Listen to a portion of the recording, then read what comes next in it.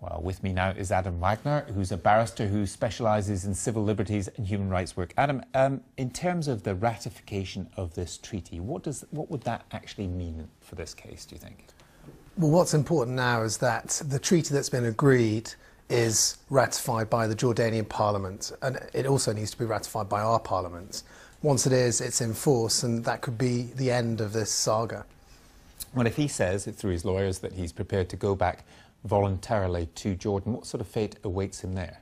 Well, he'll probably stand trial, a retrial. He's already been convicted in his absence, but he would have to be retried. But he'll be retried on the basis of a lot of evidence will have to be excluded. So all of the evidence that's allegedly obtained under torture from other witnesses will have to be taken out of the trial. And these alleged offences took place quite a long time ago, so that has obvious complications, doesn't it? Well, it'll make it harder to convict him, without a doubt. What do you make of... What's in it for the Jordanians to do this? To sign the treaty? To sign the treaty and to...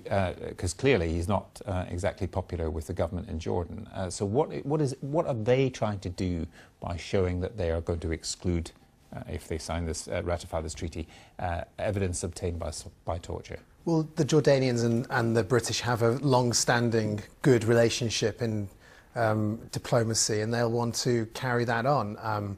It will show goodwilling from them. It will also allow them to convict somebody that they've been trying to convict for over a decade.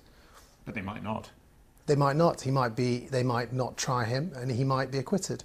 What do you make of the Jordanian justice system then? Because again, a lot of things about Jordan have come under criticism over this decade or so. So what do you make of the justice system, and do people get fair trials in Jordan? Well, one of the quite shocking things that came out of the European Court of Human Rights litigation was that the UN report on the Jordanian legal system, which said torture there was pervasive. It happened all the time. And this may help in making that legal system a little bit fairer, but it still has to be very questionable how fair that legal system is. Now, this case, well, I suspect 6 Home Secretaries at least would hope it would be unique. But, I mean, in terms of the principles that have now been established about deporting people to countries where torture may be practiced, I mean, what are the implications for the future for British law? It's still going to be quite limited, although it will apply to anybody who faces a real risk that they're going to be tried using torture evidence in the receiving state, so in the state they're being deported to. So it will have quite wide ramifications, although not necessarily bad ones. If you're facing a trial in another country and you didn't do what you're being tried for, and you know that torture evidence is going to be used against you, you'll be quite happy that you've got this case sitting in the locker of your lawyers. And just finally and briefly, potentially then, this is a very, very big moment. It depends on what happens in Jordan in terms of ratification, but it could be the breakthrough that successive Home Secretaries have wanted.